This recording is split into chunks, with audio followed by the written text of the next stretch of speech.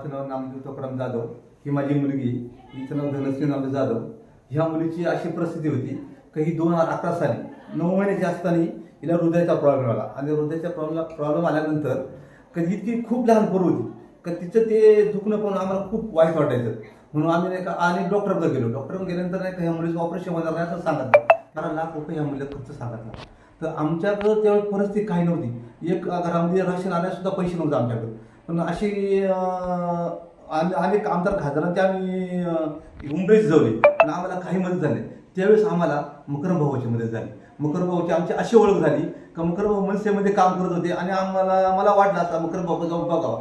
तर त्यावेळेस मी मकरम भाऊ गेलो आणि मकरम भाऊला सांगितलं, भाऊ माझ्या मुलीचं असं असेल, मग काय तुम्ही मदत करताय.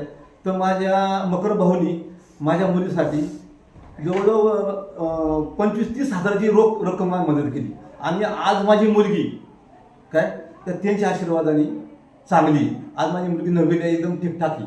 आता निवडणुका सुरू आहे, लोक इथं जातात आणि बघा आता मला त्या मकर भाऊची परत फेर करायची वेळ आलेली आहे का त्या काळामध्ये मी मकर भाऊ हे देव म्हणून माझ्यासाठी आलेले.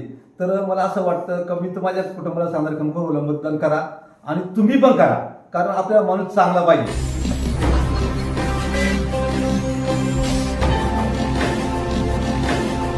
ताज्या घडामोडी आणि नवनवीन माहिती मिळवण्यासाठी समाज दर्पण या YouTube चॅनलला सबस्क्राईब करा आणि बेल आयकॉनवर क्लिक करा.